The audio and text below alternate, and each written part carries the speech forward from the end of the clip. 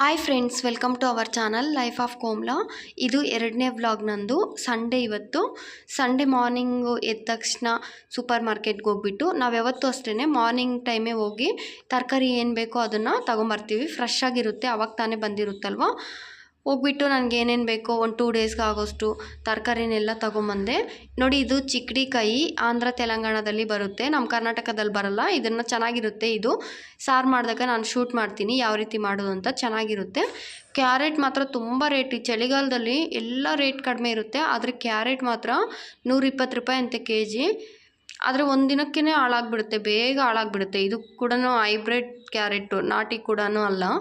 ಹಾಗೆಯೇ ನಮ್ಮ ಹಸ್ಬೆಂಡ್ಗೆ ಮಧ್ಯಾಹ್ನ ಲಂಚ್ಗೆ ಮೊಳಕೆ ಕಾಳು, ನನಗೆ ಟೀಗೆ ಅಂತ ಬಿಸ್ಕೆಟ್ ಪಾಕೆಟ್ ಒಂದು ತೊಗೊಂಬಂದಿದ್ದೀನಿ. ಚೆನ್ನಾಗಿರುತ್ತೆ ಮಿಲ್ಕ್ ಬಿಕ್ಕೀಸು. ಹಾಗೆಯೇ ಶರ್ಪ್ ಎಕ್ಸೆಲ್ ಒಂದು ಸೋಪು, ಸೌತೆಕಾಯಿ, ಇದೆಲ್ಲ ತಿನ್ನೋದಕ್ಕೆ ಸೌತೆಕಾಯಿ ಇದೆಲ್ಲನೂ ಮಧ್ಯಾಹ್ನ ಲಂಚ್ ಟೈಮಲ್ಲಿ ಊಟನ ಸ್ಕಿಪ್ ಮಾಡಿ ಈ ಥರ ಫ್ರೂಟ್ಸು, ಡ್ರೈ ಫ್ರೂಟ್ಸು ಈ ಥರ ತಿನ್ಕೊತೀವಿ.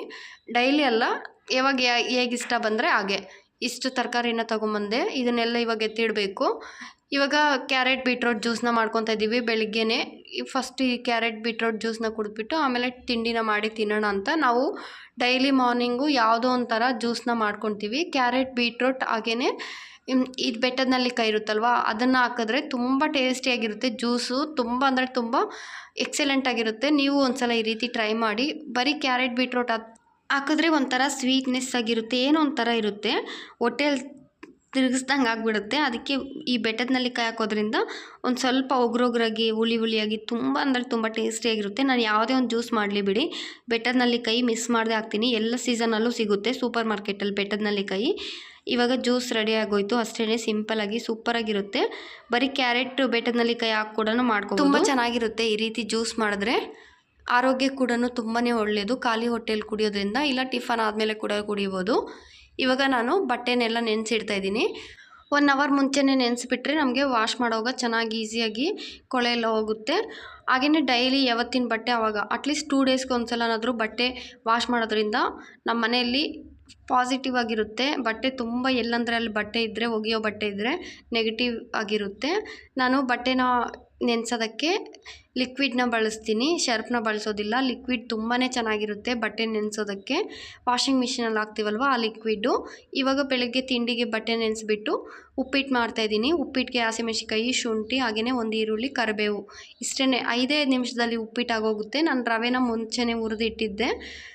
ಇವಾಗ ಒಂದು ಸ್ಟವ್ ಮೇಲೆ ಬಾಣಲಿನ ಇಟ್ಬಿಟ್ಟು ಎಣ್ಣೆ ಎಷ್ಟು ಬೇಕೋ ಅಷ್ಟು ಎಣ್ಣೆ ಹಾಕ್ಬಿಟ್ಟು ಸಾಸಿವೆ, ಜೀರಿಗೆ, ಕಡಲೆಬೇಳೆ, ಉದ್ದಿನಬೇಳೆ, ಎಲ್ಲ ರವೆಯಲ್ಲೂ ಒಂದೇ ಥರ ಉಪ್ಪಿಟ್ಟು ಮಾಡಲ್ಲ ನಾನು. ಒಂದೊಂದು ರವೆನಲ್ಲಿ ಒಂದೊಂದು ಥರ ಉಪ್ಪಿಟ್ಟು ಮಾಡ್ತೀನಿ. ಮದುವೆಗೂ ಮುಂಚೆ ನನಗೆ ಉಪ್ಪಿಟ್ಟು ಅಂದ್ರೇ ಆಗ್ತಿರ್ಲಿಲ್ಲ. ಎದೆಯಲ್ಲಿ ಉರಿ ಬಂದುಬಿಟ್ಟು, ಹೊಟ್ಟೆ ನೋವು ಬಂದುಬಿಟ್ಟು, ಇಲ್ಲಾಂದರೆ ತಲೆ ಸುತ್ತಂಗೆ ಆಗಿಬಿಟ್ಟು, ವಾಮಿಟ್ ಬಂದಂಗೆ ಆಗಿಬಿಡ್ತಾಯಿತ್ತು. ನಿಜವಾಗ್ಲೂ ಉಪ್ಪಿಟ್ಟು ಅಂದ್ರೇ ಆಗ್ತಿರ್ಲಿಲ್ಲ. ಆದರೆ ಮದುವೆ ಆದಾಗಿಂದನೂ ಯಾವ ಥರ ಉಪ್ಪಿಟ್ಟು ಮಾಡಿದ್ರೂ ಕೂಡ ಅಷ್ಟು ಟೇಸ್ಟಿಯಾಗಿರುತ್ತೆ, ಚೆನ್ನಾಗಿರುತ್ತೆ ಉಪ್ಪಿಟ್ಟು. ತುಂಬ ಬೇಗ 5 ನಿಮಿಷದಲ್ಲಿ ಮಾಡ್ಕೊಂಬಿಡ್ಬೋದು. ನೋಡಿ, ಏನಿಲ್ಲ, ಈರುಳ್ಳಿ ಈ ಥರ ರವೆಗೆ ಶುಂಠಿನ ಹಾಕಿದ್ರೆ ಚೆನ್ನಾಗಿರುತ್ತೆ. ಮಿಸ್ ಮಾಡದೆ ಶುಂಠಿನ ಹಾಕಬೇಕು. ಅಕ್ಕಿ ರವೆ ಬರುತ್ತೆ, ಅದರಲ್ಲಿ ಕೂಡ ಉಪ್ಪಿಟ್ಟನ್ನ ಮಾಡ್ಕೋಬೋದು. ಮೇಯ್ನ್ ಉಪ್ಪಿಟ್ಟಿಗೆ ರವೆನ ಚೆನ್ನಾಗಿ ಹುರ್ಕೋಬೇಕು. ನಾನು ಮುಂಚೆನೇ ರವೆನ ಹುರಿದಿಟ್ಟಿದ್ದೆ. ಹಾಗೆಯೇ ನೋಡಿ, ಇದನ್ನೆಲ್ಲ ಕೂಡ ಈರುಳ್ಳಿ, ಹಸಿಮೆಣ್ಸಿನ್ಕಾಯಿ, ಶುಂಠಿ ಇದನ್ನೆಲ್ಲ ಚೆನ್ನಾಗಿ ಫ್ರೈ ಮಾಡಿ ನೀರು ಎಷ್ಟು ಬೇಕೋ ಅಷ್ಟು ನೀರು ಹಾಕ್ಕೊಂಡು, ಇವಾಗ ಉಪ್ಪು ರುಚಿಗೆ ಎಷ್ಟು ಬೇಕೋ ಅಷ್ಟು ಉಪ್ಪನ್ನು ಹಾಕ್ಕೊಂಡು ನೀರನ್ನು ಚೆನ್ನಾಗಿ ಕುದಿಸ್ಕೋಬೇಕು. ಚೆನ್ನಾಗಿ ಕುದಿ ಬಂದ ಮೇಲೇ ರವೆನ ಹಾಕ್ಕೋಬೇಕು. ಮೇಯ್ನಾಗಿ ರವೆನ ಚೆನ್ನಾಗಿ ಹುರಿದಿಲ್ಲ ಅಂದರೆ ಉಪ್ಪಿಟ್ಟು ಚೆನ್ನಾಗಾಗಲ್ಲ. ಇವಾಗ ನೋಡಿ, ಒಂದು ಸಲ ಉಪ್ಪನ್ನು ಚೆಕ್ ಮಾಡಿಕೊಂಡು ರವೆನ ಹಾಕ್ಕೋಬೇಕು. ಈ ರವೆ ಚೆನ್ನಾಗಿರುತ್ತೆ, ಬೆನ್ಸಿ ರವೆ ಥರನೇ ಇರುತ್ತೆ. ತುಂಬ ಚಿಕ್ಕದಾಗಿರ್ಬೇಕು ಈ ರವೆ. ಇದರಲ್ಲೇ 3 ರೀತಿ ಬರುತ್ತೆ ಬೆನ್ಸಿ ರವೆಯಲ್ಲೇ. ಈ ಉಪ್ಪಿಟ್ಟು ನಾನು ಮದುವೆ ಆದಮೇಲೆ ಈ ರವೆನ ಉಪ್ಪಿಟ್ಟು ತಿಂದಿದ್ದು. ಸೂಪರ್ ಅಂದರೆ ಸೂಪರ್ ಇರುತ್ತೆ. ನನಗೆ ಈ ಉಪ್ಪಿಟ್ಟು ಅಂದರೆ ತುಂಬ ಇಷ್ಟ. ಹಾಗೆಯೇ ಉಪ್ಪಿಟ್ಟು ಮಾಡಿಟ್ಬಿಟ್ಟು ಇವಾಗ ನಾನು ಬಾಗಿಲನ್ನು ಒರೆಸ್ಕೊತಾ ಇದ್ದೀನಿ. ಯಾವತ್ತು ನಾವು ವಾರಕ್ಕೊಂದ್ಸಲ ಈ ರೀತಿ ಬಾಗಿಲನ್ನು ಒರೆಸೋದ್ರಿಂದ ನಮಗೆ ನೋಡಿದ ತಕ್ಷಣ ನೆಗೆಟಿವ್ ಆಗಿ ಅನಿಸಲ್ಲ. ನಮ್ಮ ಮೈಂಡ್ ಕೂಡ ಫ್ರೆಶ್ ಆಗಿರುತ್ತೆ. ನಾನು ಯಾವಾಗಿನ ಕೆಲಸ ಆವಾಗಲೇ ಮಾಡೋದು ನನಗೆ ತುಂಬ ಇಷ್ಟ. ಇಲ್ಲಾಂದರೆ ನಮಗೆ ಮೈಂಡೆಲ್ಲ ಕೂಡ ಅಪ್ಸೆಟ್ ಆಗಿಬಿಡುತ್ತೆ. ಎಲ್ಲಿ ಅಂದರೆ ಅಲ್ಲಿ ಧೂಳು, ಎಲ್ಲಂದರೆ ಅಲ್ಲಿ ಗೂಡು ಕಟ್ಟಿದ್ರೆ, ಈ ರೀತಿ ಇದ್ದರೆ ಮೈಂಡ್ ತುಂಬ ಅಪ್ಸೆಟ್ ಆಗುತ್ತೆ. ಇದೆಲ್ಲ ಒರೆಸಾದ್ಮೇಲೆ ನಾನು ಕೂಡ ಫ್ರೆಶ್ ಅಪ್ ಆಗಿಬಿಟ್ಟು ಇವಾಗ ಉಪ್ಪಿಟ್ಟು ಕೂಡ ರೆಡಿ ಆಗಿತ್ತಲ್ವ, ನಮ್ಮ ಹಸ್ಬೆಂಡ್ಗೂ ಕೂಡ ಉಪ್ಪಿಟ್ಟು ಹಾಕ್ಬಿಟ್ಟು ಇಬ್ಬರು ಕೂಡ ತಿಂದ್ವಿ.